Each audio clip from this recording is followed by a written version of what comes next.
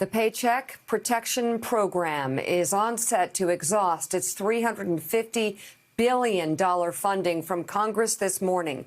Democrats and Republicans both want to add another $250 billion to that emergency coronavirus funding, but have yet to come to agreement on whether to add restrictions to the loans or not.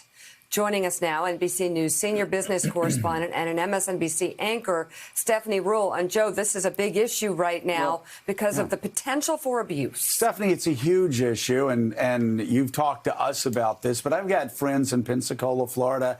I've got friends in South Florida. They have businesses that depend on a lot of people coming in this time of year, people that have restaurants around spring training facilities, and they're not getting any money. They're not getting help. And yet you told us stories like if somebody has a yacht, owns a yacht, and decides that they're going to charter a yacht 5, 6, 7 times a year, those people can get money. Small business owners are having trouble getting money themselves. This sounds like 2008 all over again, where the rich get richer and the poor get crushed. Well, Joe, that's the exact risk here. And remember in 2008, when things were put in place, they were put in place with bad intentions. After the subprime crisis, when rescues came in and suddenly we said, hold on a second, the banks, it all worked out for them in the end, but people still lost their homes. Do you remember how angry people were? They were angry saying, how come none of these bankers went to jail? None of the bankers went to jail because technically they didn't break the law.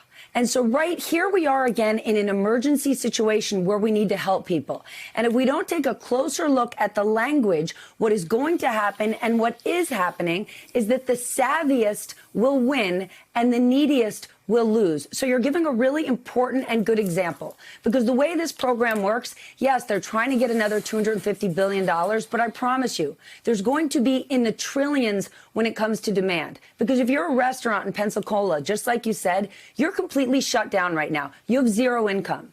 And to get this loan, you basically get 2.5 times payroll for the next 2 months, but you've got to bring everybody back on. So you're going to hire everybody back, and you don't know. You might not be open again in 2.5 months. It's a huge risk. And that small restaurant, they don't have a great relationship with the bank, so they weren't able to get in early. Now let's go to the reverse. This is perfectly suited for a private country club, a law firm, an investment firm, or just like you said, somebody who literally owns a yacht or a private plane. And let's walk through that example because it's important to show people.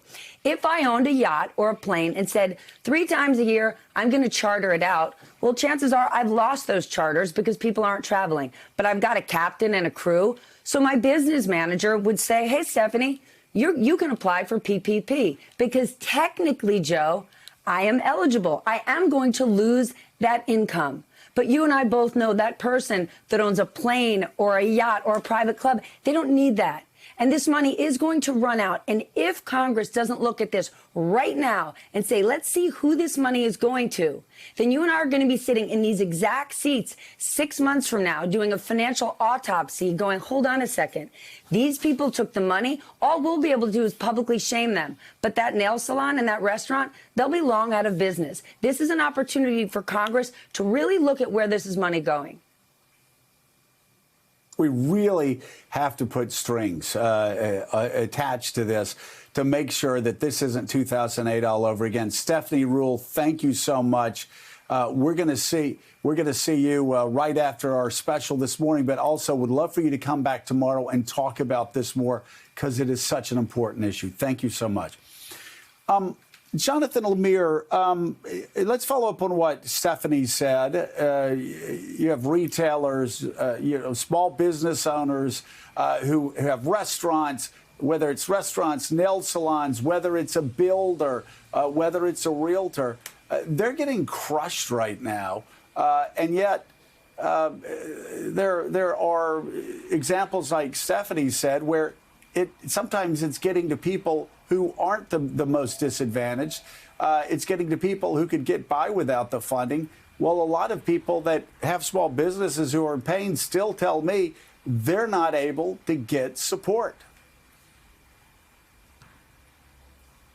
There's no question, Joe, that has become a rather widespread and sad story across the nation right now. These small businesses that have tried to keep going, that have tried to keep their workers employed, that have tried, say, as a restaurant, to transform it into a takeout business, to remain a part of the community, which they've been in for so long and are so beloved, and are really struggling and have a hard time receiving the necessary federal support. And we're still at the very beginning of this crisis financially. The government is going to have to come up with far more money to try to stabilize this economy, even if the president is able to, quote, reopen things as of May 1st. Things have certainly cooled in the talks of a phase 4.